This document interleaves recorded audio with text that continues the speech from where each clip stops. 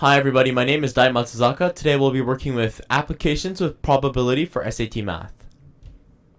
So some definitions are necessary here. So uniform probability means that the probability of an event happening is the same for every possible event. Think about rolling a dice, right? Each side of the dice is likely to occur equally for all of them. You might get a 1, you might get a 6, you might get a 5. All of these have the same probability. That's why it's uniform.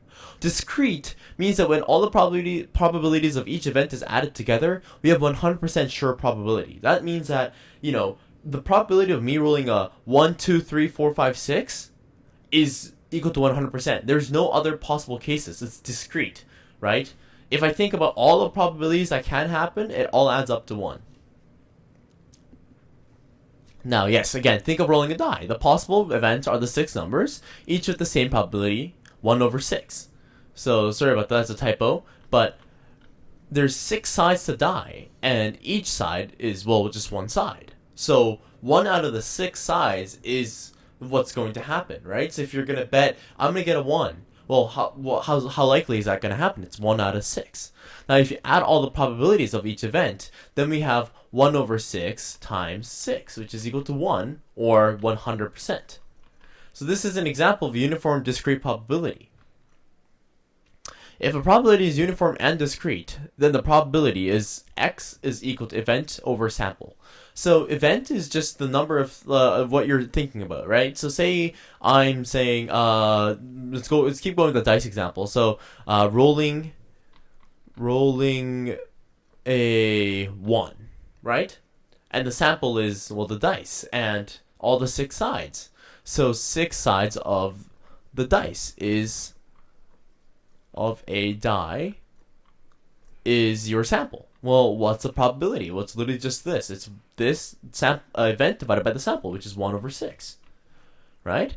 1 over 6 is your probability. Now, below is a table that shows the number of students that are male, female, have long hair, and have short hair. Now, given this information, SAT questions may ask you to find the probability of choosing a male with long hair 3 times randomly with replacement. Now, what does that actually mean, right? Well, first we want to think about what does it mean to choose a male with long hair. Well, we got to be able to read this graph, right? This table. So we're going to be looking at the male right here with long hair.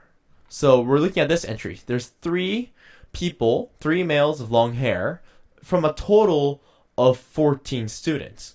So we have our sample, which is 14,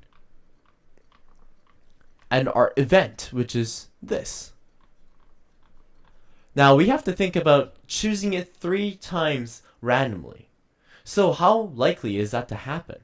Well, we also have to define what replacement means. So replacement is the probability in probabilities, just returning the chosen event into the sample. So say I am able to choose one person out of this group, right? So I say I choose someone and that is a female with short hair, right?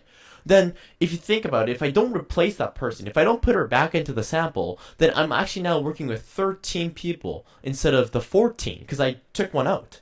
That's actually changing the probability because, look, your sample changed, right? You went from 14 to 13. So when we say with replacement, we're talking about we're actually going to, whenever we choose something, we're going to put them right back in so we don't change the probability each time we choose. Now, we have the multiplicative principle, which is basically saying that if your probability is uniform and discrete, which is, I think, the only case of probability you will find in the SAT, the probability of it happening a number of times is x to the power of a, x being the probability.